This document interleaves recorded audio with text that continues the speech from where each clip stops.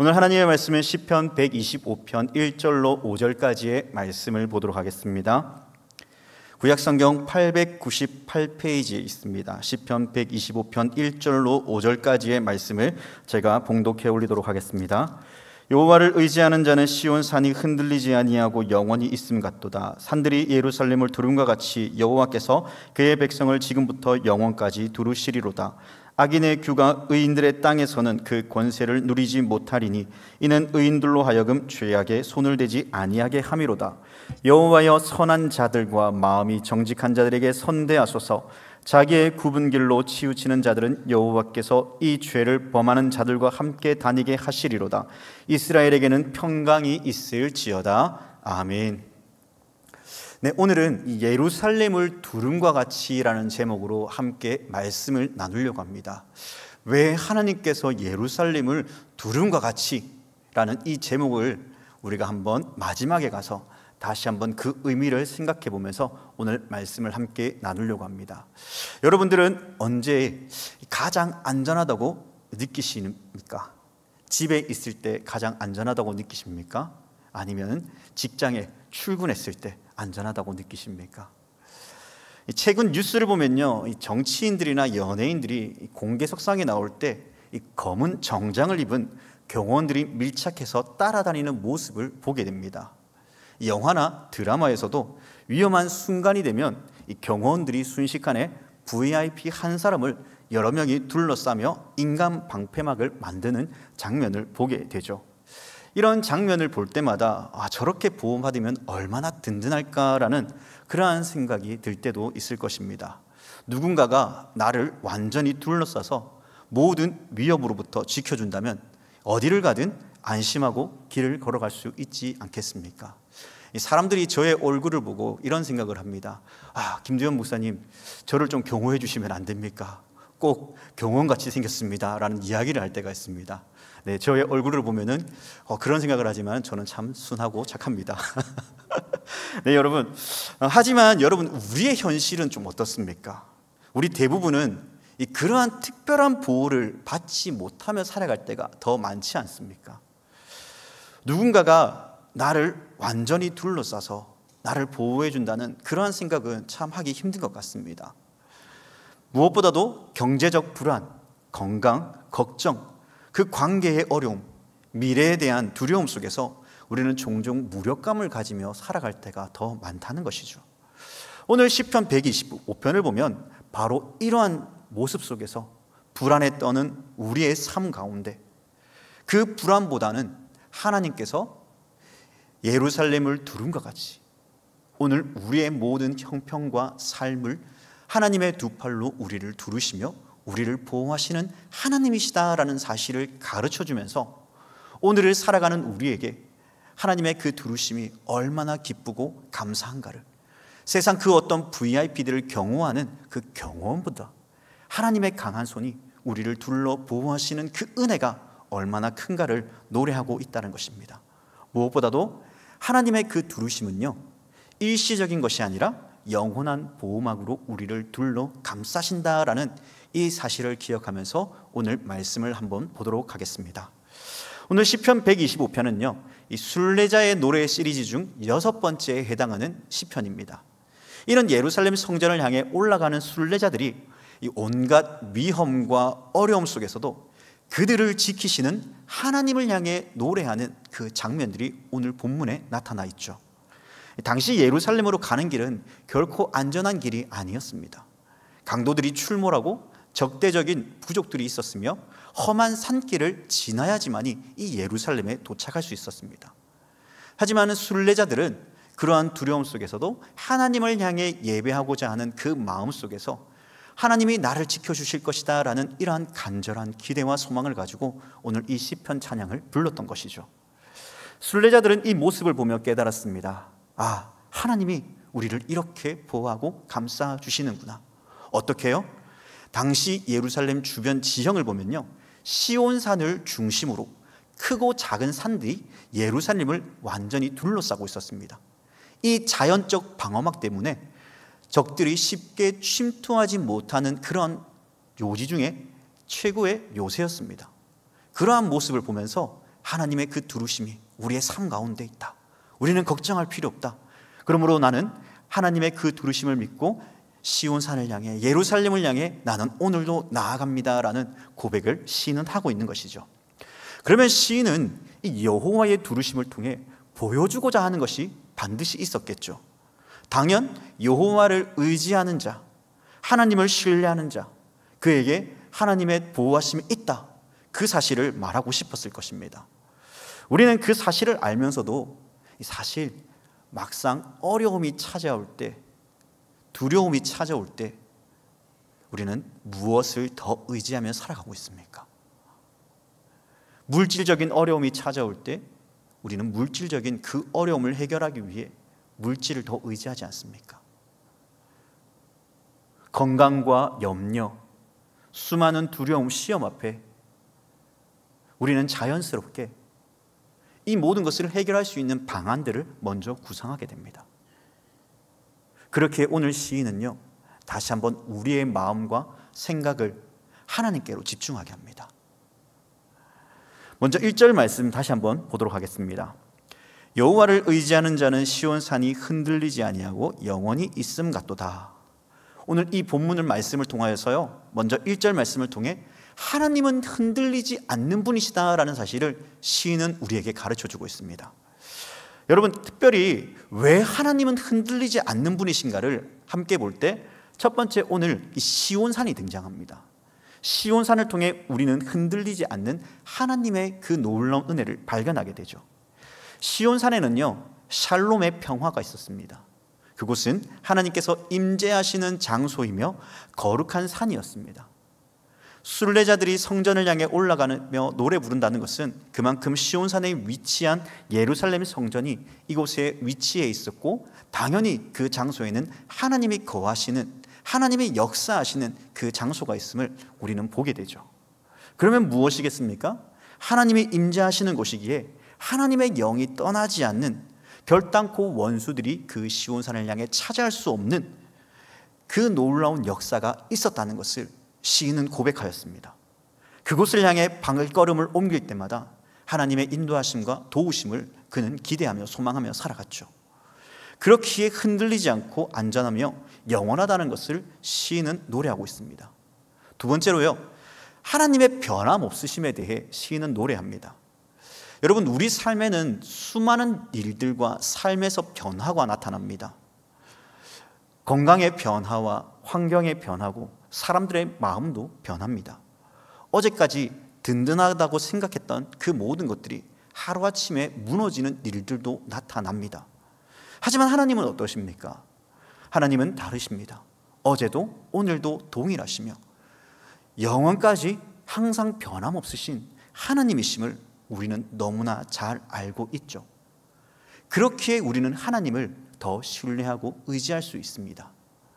그러므로 우리가 넘어진다 해도 결코 하나님은 그 자리에 계시며, 우리가 넘어짐 속에서도 우리를 다시 일으켜 세우시는 하나님, 우리가 고난당한다 할지라도 그 고난 속에서 눈물과 아픔으로 좌절한다 할지라도 하나님은 우리를 향해 여전히 그 자리에 계시며 다시 일어날 힘과 능력을 주시는 하나님, 그렇게 우리는 변함없으신 그 하나님을 신뢰하며 살아갈 수 있습니다. 그러므로 산들은 요동하지 않고 그 자리에 계속해서 존재합니다. 이러한 사실은 하나님이 어떠한 분이신가에 대해 이야기할 때 요동하지 않고 언제나 그 자리에 계신다는 사실을 우리에게 시인은 가르쳐주며, 우리로 하여금 사랑하는 나의 믿음의 성도들아, 언제나 그 자리에 계시며 변함없으신 그 하나님을 오늘도 우리와 같이 신뢰하며 의지하며 살아가지 않을래? 라는 이 질문 앞에 여러분, 아멘으로 화답할 수 있는 우리 모두가 되기를 간절히 소망합니다. 우리 잠깐 탕자의 비유를 살펴보겠습니다. 누가복음에 보면 이 탕자의 비유를 한번 떠올려 봅시다. 아들이 아버지를 떠나 방탕한 삶을 살아가죠. 아버지는 그런데 매일 그 자리에서 아들이 돌아오기를 기다리고 있습니다. 아들이 돌아왔을 때 아버지가 어디에 있었습니까? 늘 기다리던 장소, 그 아들이 멀리서도 보일 수 있는 그 장소에서 기다렸습니다. 이것이 우리 하나님의 모습 아닙니까? 우리가 방황할 때도, 실망스러운 선택을 할 때도 하나님은 변함없이 그 자리에서 우리를 기다리고 계십니다. 그러므로 우리는 이 시편의 말씀을 통해 왜 하나님을 신뢰해야 되는가를 묻는다면, 내가 어떠한 상황 가운데서도 내가 넘어져 쓰러진다 할지라도, 내가 실망한다 할지라도 하나님은 여전히 그 자리에 계셔서 나를 기다리시며 나를 향해 손 내밀어 주시고 일으켜 세우시는 그 하나님이심을 내가 믿고 신뢰합니다. 그 자리로 나오기를 소망하시는 하나님께 오늘도 나는 나아갑니다 라는 이러한 믿음의 고백이 있기를 바라는 것입니다. 이러한 고백은 이미 우리가 시편 121편 산을 향하여 눈을 들어 도움을 구하는 시인의 모습을 통해 우리는 이 말씀을 더욱 깊이 묵상하게 됩니다. 나의 도움이 어디에 있다고 시인은 고백합니까? 천지를 지으신 여호와 하나님께 있도다. 나를 실족하지 아니하시고 너를 지키시는 이가 졸지도 어떻게 해요? 주무시지도 아니하신다. 하나님은 말씀하셨습니다. 얼마나 큰 은혜입니까? 여러분들 아마 자녀가 크게 아플 때 여러분들의 마음은 어떻습니까? 쉽게 잠이 오나요? 아마 잠이 오지 못할 겁니다. 이 아이가 너무나 열이 많이 나고 너무나 아픈데 어떻게 쉽게 잘 수 있겠습니까? 저는 너무나 죄송하게도 쉽게 잠을 자버렸습니다. 아내는 잠을 못 잤는데 아직까지 그런 마음대가 있었는데, 여러분들은 아마 그러실 겁니다. 내 사랑하는 자녀가 아프면은 잠을 자지 않고 그 아이가 빨리 낫기를 바라는 마음에서 수건 하나도 그 열이 오를 때 바꿔주면서 그 열이 내리기를 바라는 그 부모의 마음, 그것이 오늘 우리 하나님의 마음이십니다. 시편 125편에서도 동일한 도움이지만 그 돕는 방법이 어떻다라고 시인은 이야기하고 있습니까? 2절 말씀해 보니까요, 산들이 예루살렘을 두른 것 같이 여호와께서 그의 백성을 지금부터 영원까지 두르신다라고 말씀합니다. 여러분, 여기에서 우리는요 하나님의 완벽한 보호하심을 볼 수 있습니다. 서두에도 말씀드렸듯이 의뢰인에게 위험이 첨하면은 경호원들이 의뢰인을 둘러 감쌉니다. 그리고 그 자리에서 속히 피할 수 있도록 계속해서 둘러 그 장소를 빠져나가죠. 주위를 에워서서 아무도 침투하지 못하도록 막아섭니다. 이후 안전한 장소까지 그를 대피시키죠. 마찬가지로 본문에서도 말하는 이 두르다는 말은 이 히브리어 사바브인데, 이 말의 뜻은 둘레, 주변, 이 뜻을 가지고 있습니다. 더욱더 이 말을 해석하면요, 확대 해석하면 하나님의 두 팔이 그 백성들을 향해 두르신다고 이야기합니다. 여러분, 아이들이 어렸을 때에 무서우면은 어떻게 하죠? 엄마, 아빠 하고 막 달려옵니다. 그때 여러분들은 어떻게 합니까? 야, 왜 이러노? 오지 마라. 이렇게 하십니까? 어떻게 하시죠? 그 아이를 감싸 안으십니다. 그리고 그 아이에게 안정감을 주죠. 그리고 엄마, 아빠가 나의 피난처구나라는 것을 아이들은 자연스럽게 합니다. 오늘 마찬가지로 하나님의 그 두르심, 하나님의 그 보호하심, 그 은혜가 하나님을 신뢰하는 자에게, 하나님을 의지하는 자에게 있다라고 시인은 고백합니다. 그렇기에 왜 우리가 하나님을 신뢰하고 왜 하나님을 우리가 믿어야 되겠습니까? 그 하나님이 나로 하여금 그 모든 환경에서 나를 둘러 감싸 안으시는 놀라운 하나님이시기 때문입니다. 그렇게 순례자는 이러한 배경을 바탕으로 시온산을 두르듯 하나님께서 나를 둘러 보호하시니 하나님을 의지하라고 합니다. 시온산이 흔들리지 않을 것이라고 하죠. 이 고백이 오늘을 살아가는 저와 여러분들에게는 어떠한 의미로 다가오십니까? 시편 125편을 통해 순례자가 시인이 말하는 것은 여호와를 의지하는 신앙입니다. 그리할 때 산들이 예루살렘을 두른 것 같이 여호와께서 그 백성, 곧 저와 여러분들을 지금부터 영원까지 두르시고 지키시고 보호하십니다. 그러나 하나님께서 나를 누리실 때에 우리는 이러한 생각을 참 많이 하죠. 지금 당장 어떠한 문제들이 해결되지 않고 괴로운 시간들이 나에게 연속적으로 나타날 때마다 하나님은 어디에 계십니까? 하나님, 우리가 말씀을 읽을 때마다 하나님은 나를 둘러주시고 보호하여 주신다고 했는데 하나님의 그 두루심, 하나님의 그 보호하심은 어디 있습니까? 오늘도 나는 너무나 힘든 시간들을 보내고 있습니다, 하나님. 그런데 하나님은 어디 계십니까? 울며 부르짖을 때마다, 그 하나님의 도우심이 느껴지지 않을 때마다 우리는 실망하고 좌절하지 않습니까? 저도 어린 나이에 너무나 크나큰 어려움을 겪었을 때에 첫 마디가 이거였습니다. 하나님, 당신은 어디 계십니까? 하나님을 믿고 하나님을 의지하는 자를 지키시고 보호하신다고 하셨는데 하나님은 어디 계십니까? 그러한 기도를 드릴 때가 참 많았습니다. 그런데 우리는 알죠. 그 시간이 점차 지나고 난 후에 왜 하나님께서 그때 그 일을 행하게 하셨는가를, 그리고 그제서야 우리는 하나님 이때를 위하심이었군요. 이때를 위해 우리를 준비하셨군요. 우리는 그렇게 기도하며 하나님께 감사할 때가 많습니다. 지금 당장에 풀려지지 않는 그 어려운 일들로 여러분, 하나님을 향하여 그 신뢰를 깨트리지 말고 오늘 시인이 고백하였던 것처럼 흔들리지 아니하고 변하지 아니하시며 그 자리에 계시는 하나님을 더욱더 신뢰하며 살아가는 우리 모두가 됩시다. 자, 이제 순례자는 여호와께서 예루살렘을 두름과 같이 그 백성을 지금부터 영원까지 두르시는데 구체적으로 어떻게 둘러주시는가를 우리 오늘 말씀을 통해 한번 보도록 하겠습니다. 우리 3절과 4절 말씀을 우리 한번 다 같이 읽어볼까요? 시작. 악인의 규가 의인들의 땅에서는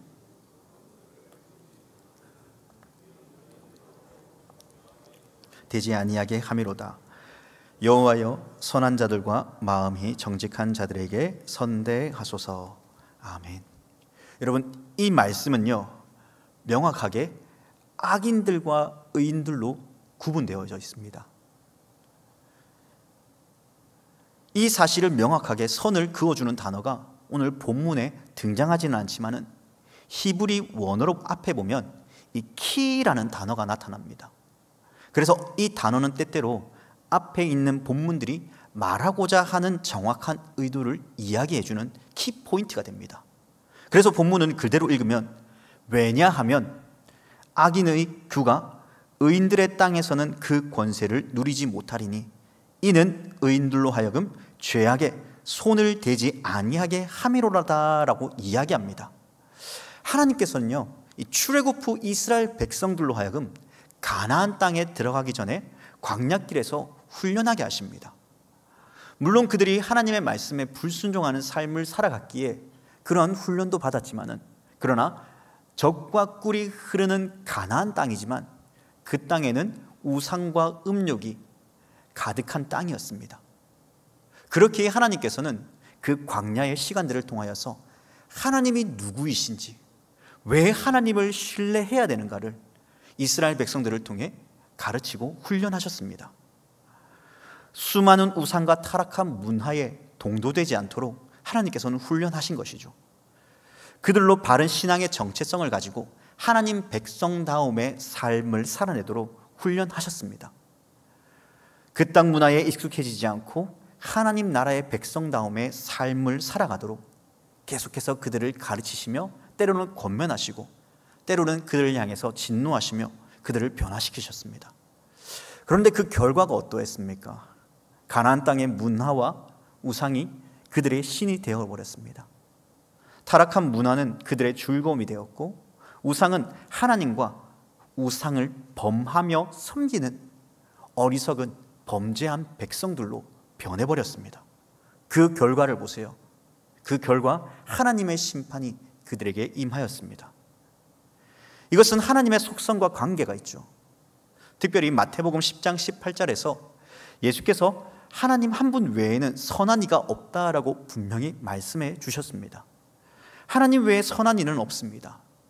이 말은 곧 하나님은 악한 행위를 결단코 좋아하지 않으시는 분이심을 분명히 우리에게 가르쳐주고 있습니다. 하나님이 선하시기에 그분을 닮은 백성은 그분의 선하심을 닮아 살아가야 됩니다.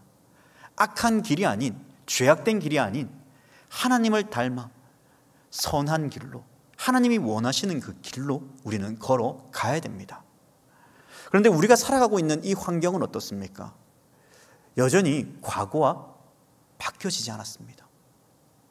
여전히 수많은 유혹이 우리를 향해 둘러싸고 있습니다. 우상이 우리의 마음을 오늘도 우리를 괴롭게 하며 힘들게 합니다. 사람과의 관계의 문제는 어떻습니까? 상처받고 아픔을 줍니다. 하나님 백성다움의 그 삶이 점점 세상이 말하는 그 진리 속에 빠져들고 하나님의 선하심이 세상 가운데 드러나지 않고 있습니다. 사람들은 죄악된 그 삶의 모습을 바라보면서 뭐라고 하죠?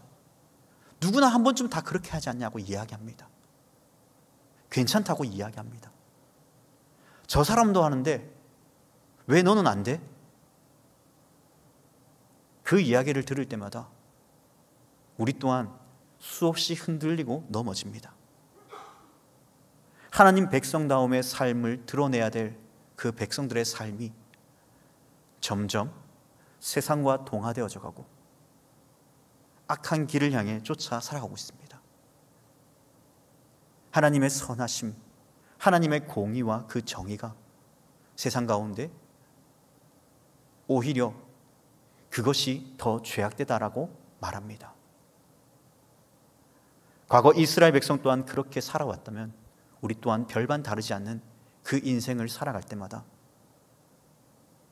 우리 또한 오늘 이 말씀을 통해 다시 우리가 돌이켜야 될 진정한 하나님 백성다움의 삶이 무엇인가를 바라보아야 됩니다.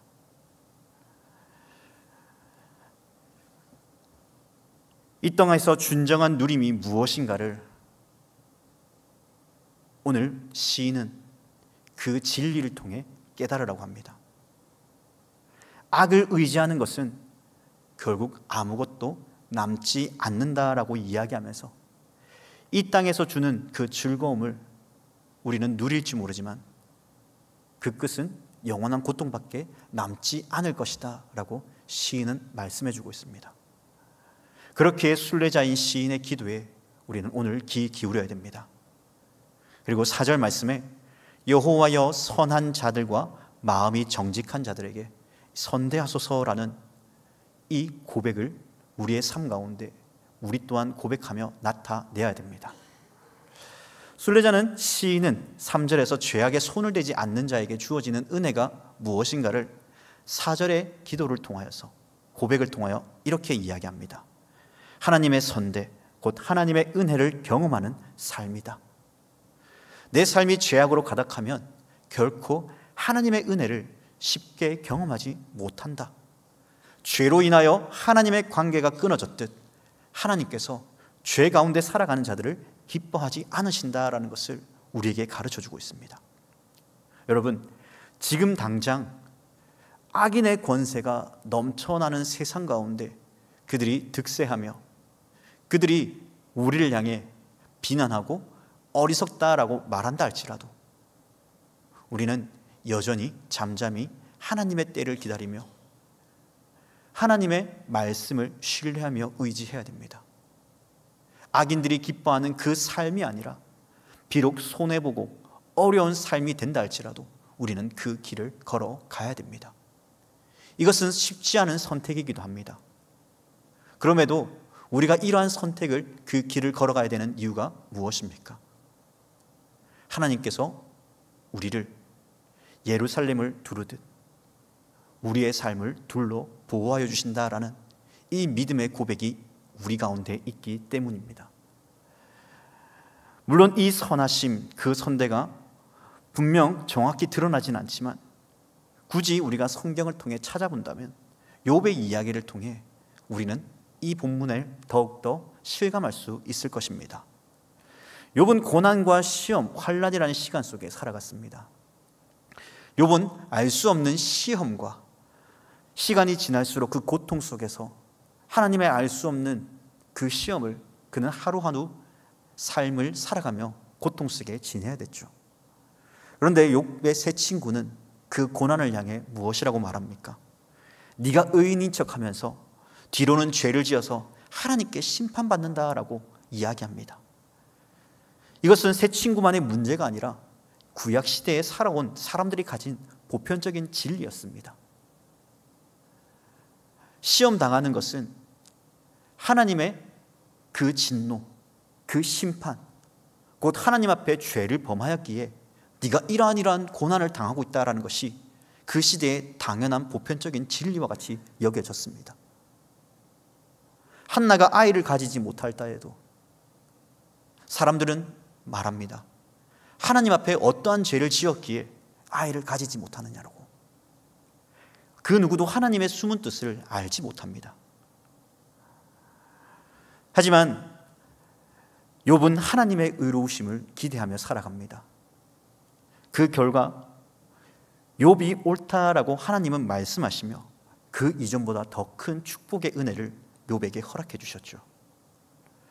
고난의 길, 하나님을 신뢰하지 못하도록 막아서는 그 시험, 여러분 이것이 사탄이 우리에게 주는 마음이며 하나님과의 관계를 멀어지게 만들어가는, 무너뜨리는 그 무엇이다라는 것을 우리는 알 수 있습니다. 지금 저와 여러분들이 당하는 고난 속에서도 하나님의 기쁘신 뜻이 숨겨져 있습니다. 우리가 알지 못하는 그 고난 속에서도, 그 고통 속에서도 하나님은 여전히 우리와 함께 하시며 하나님의 때에 그 모든 것을 밝히 나타내 보여주셔서 사랑하는 아들아, 사랑하는 내 딸아, 네가 옳다. 세상 사람들이 너를 향하여 비방한다 할지라도 너의 길이 옳다. 너의 그 삶을 통해 나의 영광을 드러냈던 다니엘과 같이 그 삶을 통해 하나님의 영광이 드러나기를 원하신다는 것을 오늘 우리도 기억하면서 그 고난의 때의 좌절과 슬픔보다 하나님의 계획하심이 무엇인가를 더 깊이 성찰하며 하나님의 완전하심을 나의 삶을 통해 드러나기를 간구하며 기도할 수 있는 우리 모두가 됩시다. 결국 하나님을 의지하지 않는 자는 하나님의 선하심을 맛보아 알 수 없습니다. 예루살렘을 두르시듯 이스라엘을 두르시는 하나님의 놀라운 평강을 그들은 알지 못할 것입니다. 그렇게 시인은 말합니다.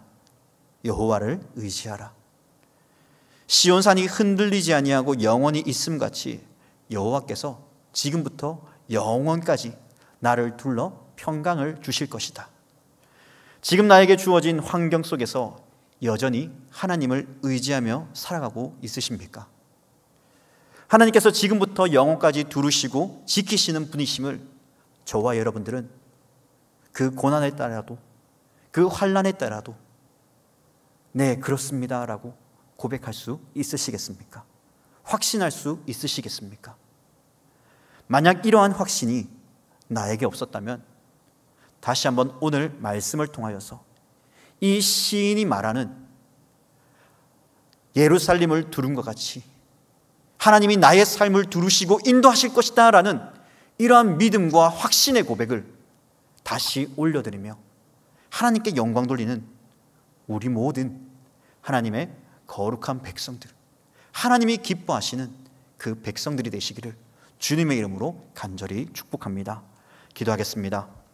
사랑의 아버지 하나님, 오늘 시편 125편 말씀을 통해 여호와를 의지하는 자를 두르셔서 원수와 대적들로부터 우리를 지키신다라고 말씀해 주셨습니다. 하나님, 우리는 이러한 사실을 믿고 고백하며 살아가는 자녀가 되기를 소망합니다. 그런데 하나님, 현실의 삶은 너무나 녹록지 않고 우리로 하여금 때때로 악의 길을 선택하도록 만들어버립니다. 하나님, 그렇기에 오늘 다시 한번 오늘 시편 125편 이 시인의 고백처럼 어떠한 때라도 하나님이 나를 부르시고 인도하실 것을 믿고 고백하며 악의 형통을 부러워하는 것이 아니라 비록 손가락질 당하고 비방당하며 어리석다라고 말하는 그러한 이야기를 들을지라도 앞으로 우리에게 주어질 하나님의 보호하심과 인도하심, 그 천국의 놀라운 기쁨이 우리에게 있음을 믿고 고백하며 참고 인내하는 우리 모두가 될 수 있도록 주님 붙들어 주시옵소서. 하나님, 만약 우리가 살아가는 데 있어서 하나님 오늘도 넘어지며 괴로워할 때에, 더 이상 일어날 힘이 없을 때에 하나님 나와 함께 할 수 있는, 또 나를 위해 기도해주고 나를 일으켜 세울 수 있는 사람을 보내어 주셔서 오늘 다시 한번 하나님의 은혜를 우리가 경험하며 다시 일어날 수 있도록 하나님 우리의 삶을 붙들어 주시고 인도하여 주시옵소서. 우리와 함께 주실 주님께 감사하며 이 모든 간구 나를 구원하여 주신 우리 주 예수 그리스도의 이름으로 간절히 기도합니다. 아멘.